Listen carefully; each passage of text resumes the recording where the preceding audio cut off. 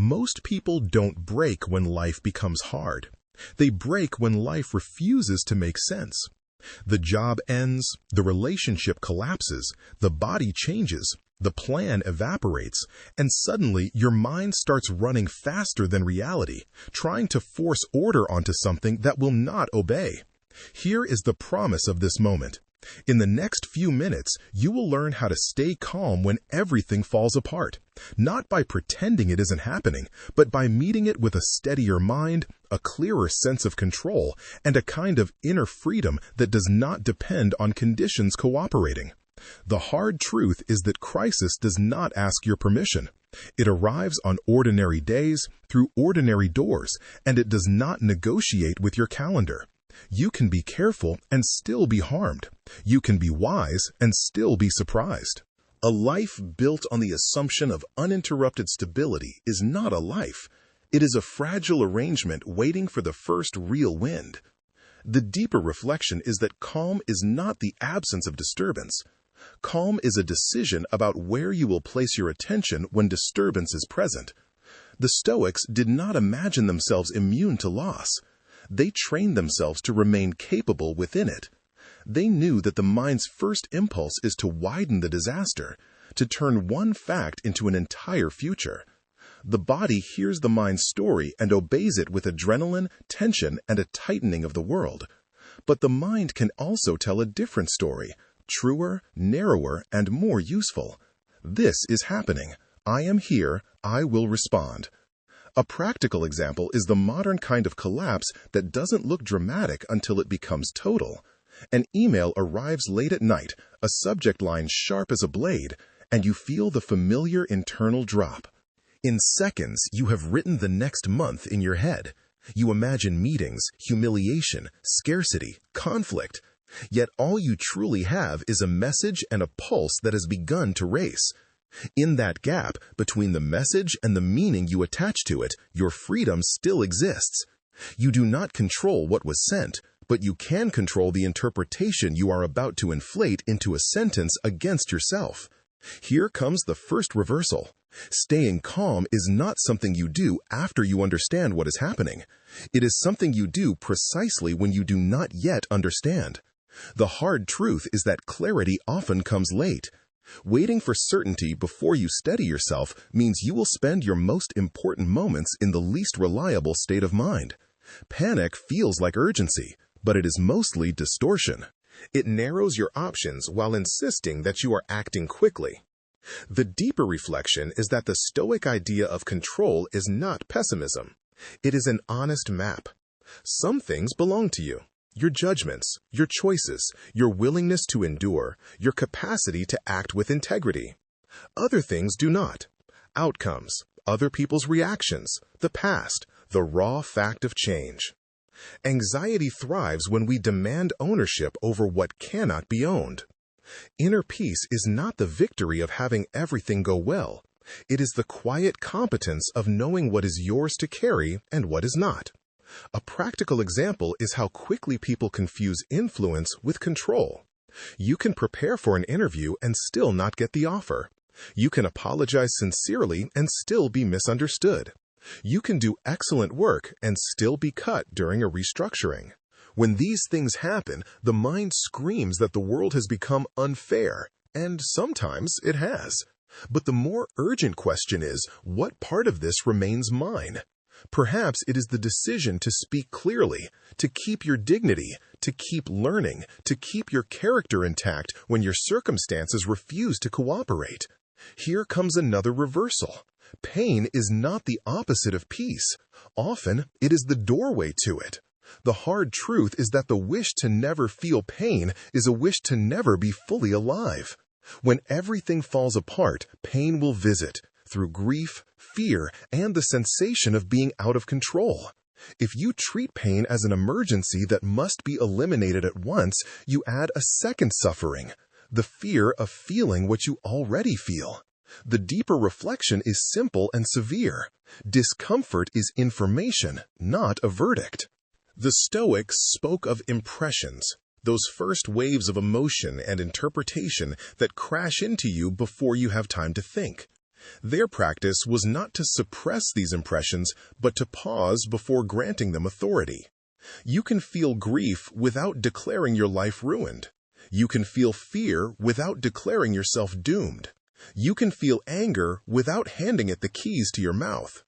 A practical example is the moment after a sudden loss, a breakup, a diagnosis, a debt you cannot immediately fix, when you reach for something that will numb you quickly. There is nothing immoral about wanting relief. But if relief becomes your only strategy, you remain dependent on the world staying soft. A steadier practice is to name what is present with precision. I feel threatened. I feel ashamed. I feel uncertain. Then you do something small and real. Drink water. Take a walk. Write down what is actually known. Contact one trustworthy person. Sleep. Not because these actions solve the crisis, but because they return you to a mind capable of solving anything at all. And here is the next reversal. When everything falls apart, your mind will insist that you must fix your entire life immediately. That is almost never true. The hard truth is that the demand for instant repair is often a form of despair wearing the costume of productivity. You cannot rebuild a house while the storm is still tearing through it. First, you stabilize. Then you plan. Then you act. The deeper reflection is that courage is not loud. It is often quiet and repetitive. It is choosing the next right action without needing it to feel heroic. It is refusing to make yourself smaller just because the world has become harsher. The Stoic does not say, "Nothing can hurt me." The Stoic says, "What hurts me will not make me abandon my principles." A practical example is what happens when your public composure breaks, when you cry at work, when you freeze in a conversation, when you miss a deadline because your life is unraveling. Modern culture makes a god out of performance, and when performance fails, it tells you that you are failing as a person. But a steadier view is available. You are a human being encountering pressure. Your task is not to maintain a flawless image. Your task is to recover your agency without cruelty toward yourself, and to take responsibility where it is real. If this kind of calm, honest inking matters to you, subscribe so you can return to it when you need it most.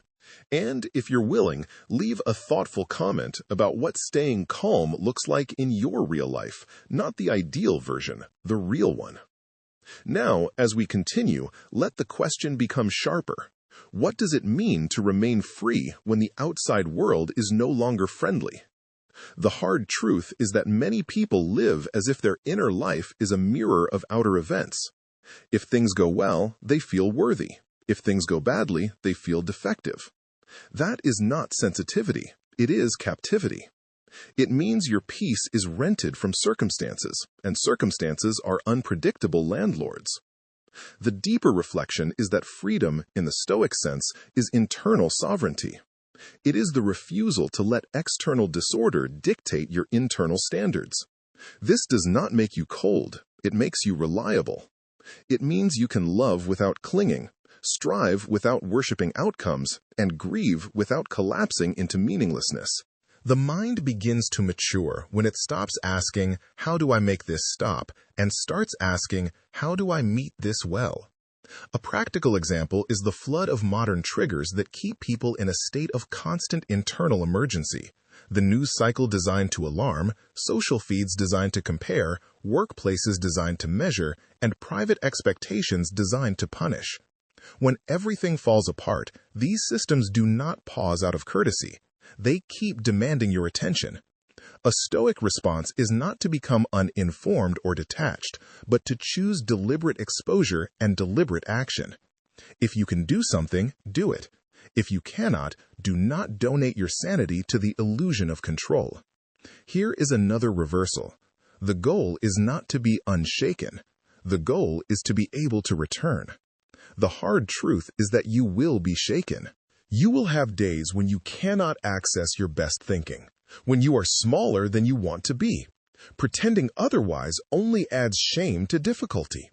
Shame does not strengthen you. It drains you. The deeper reflection is that resilience is not a trait you either have or lack. It is a practice of returning to first principles. What is true? What is necessary? What is mine to do? And what can I let go of without abandoning myself? The Stoics practice this like a musician practices scales, not because scales are beautiful, but because they make beauty possible under pressure. A practical example is the simple act of rebuilding your day when your day has been destroyed. When plans collapse, people often respond by abandoning structure entirely. They sleep irregularly, eat whatever, doom scroll, and call it taking a break, while their nervous system quietly learns that chaos means helplessness. A steadier approach is almost boring. Wake at a reasonable time, move your body, clean one small area, handle one essential task, speak to one human being you respect, end the day without self-contempt. This is not a substitute for solving the deeper crisis. It is how you keep yourself intact enough to solve it. Another reversal arrives here. Failure is not always the sign that you chose wrongly. Sometimes it is the price of choosing seriously. The hard truth is that many people avoid failure not because they are lazy, but because they are terrified of what failure might reveal about them. They treat outcomes as identity. If it works, I am worthy. If it fails, I am nothing. Under that belief, calm is impossible because every event becomes a trial. The deeper reflection is that dignity does not depend on winning. Dignity depends on how you engage reality. The Stoics admired the person who could lose without becoming bitter, who could be corrected without becoming defensive, who could be disappointed without becoming dishonest. Not because losing is good, but because character is more stable than fortune. And stability is what a collapsing life demands. A practical example is someone who is laid off and immediately spirals into a private narrative of being obsolete. The resume becomes an indictment. The silence from recruiters becomes proof of personal failure. But another interpretation is available. The market moved. The organization changed. Your skills are still yours. Your mind is still yours. You grieve, you update your materials, you ask for help, you learn what must be learned, and you refuse to speak about yourself as if you were a defeated creature. This is not positive thinking. It is disciplined thinking. Here comes a quieter reversal. Meaning is not something you find after the chaos ends. Meaning is something you create while it is still happening. The hard truth is that waiting for your life to become normal again can become a way of postponing your own existence. The future is not obligated to restore what you lost. If your peace depends on restoration, it may never arrive. The deeper reflection is that the human mind can bear almost anything when it sees a purpose inside it. Not a forced lesson, not a shallow everything happens for a reason, but a chosen orientation. I will not waste this suffering by becoming smaller. I will let it clarify what matters. I will let it strip away what was never essential.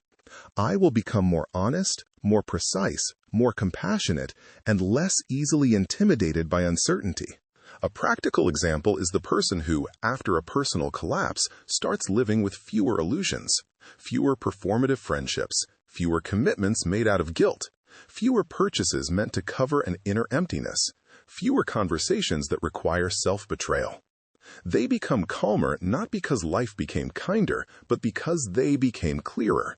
They stop trying to control everything and start choosing what deserves their control. They stop arguing with reality and start working with it. Now the final reversal.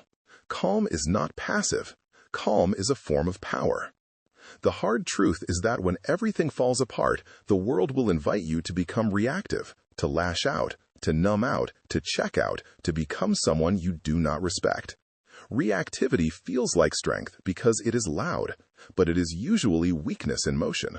The deeper reflection is that the highest form of strength is the capacity to remain aligned with your values when your emotions are at their loudest. This is not repression, it is governance. You do not deny the storm, you build a center within it. You accept the grief without turning it into a weapon. You accept the fear without turning it into prophecy. You accept the uncertainty without turning it into a cage. A practical example is the next difficult conversation you will have, the one you are dreading because everything already feels unstable. You can walk into it demanding reassurance, demanding control, demanding an outcome, and you will likely leave more anxious than before. Or you can walk in with a different posture. I will speak the truth clearly. I will listen without surrendering my self-respect. I will ask for what I want without pretending I am entitled to it. I will leave with my integrity no matter what answer I receive. This is what it means to stay calm when everything falls apart. Not to be spared the fracture, but to remain unbroken in what matters most. So when the world comes apart in your hands, do not rush to rebuild it with panic. Let it fall if it must. Stand where you are. Breathe, not as a ritual, but as a statement. I am still here. Separate fact from story. Separate what you can shape from what you must accept. Choose one honorable action, then another. And remember this, quietly, without drama. The day you stop demanding that life be easy is the day you begin discovering how strong you actually are.